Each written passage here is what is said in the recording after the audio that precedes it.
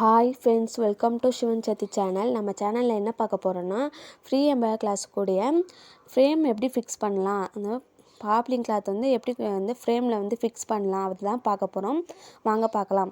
இந்த மாதிரி ஒரு பாப்லிங் கிளாத் எடுத்துக்கோங்க. இந்த மாதிரி ஒரு ஃப்ரேம் எடுத்துக்கோங்க. அதில் இன்னரிங் ஒன்று இருக்கும், அவுட்டரிங் ஒன்று இருக்கும். மேலே ஒரு ஸ்க்ரூ இருக்கும். அதை கழட்டிக்கோங்க.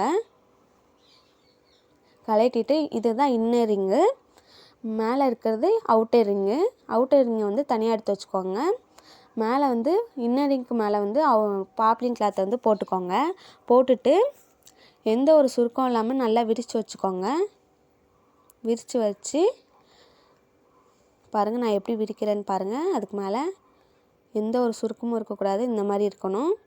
இந்த மாதிரி விரித்து மேலே அவுட்டர் ரிங்கை வச்சுக்கோங்க.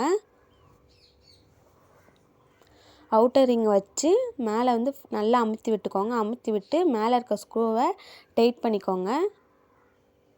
டைட் பண்ணிவிட்டு 2 ஃப்ரேமையும் பிடிச்சி கிளாத்தை பிடிச்சி இழுங்க. இழுத்தா எந்த ஒரு சுருக்கமும் இல்லாமல் நல்லா டைட் ஆகிடும்.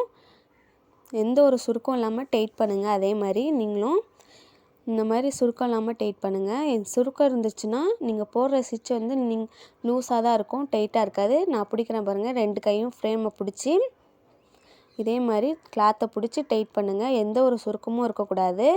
சுருக்கம் இருந்துச்சுன்னா நீங்கள் போடுற ஸ்டிச் லூஸாக இருக்கும், அதனால தான் சொல்கிறேன். நீங்கள் நல்லா டைட் பண்ணிங்கன்னா ஃப்ரேமை நல்லா டைட்டாக இருக்கும், நல்லாயிருக்கும் பார்க்கறதுக்கு ஸ்டிச்சு. அவ்வளோதான் ஃப்ரெண்ட்ஸ், நம்ம ஃப்ரேம் ஃபிக்ஸ் பண்ணியாச்சு. நம்ம தட்டினா சவுண்டு கேட்கணும். இந்த மாதிரி ஃபுல் வீடியோ பார்த்ததுக்கு தேங்க்யூ ஃப்ரெண்ட்ஸ்.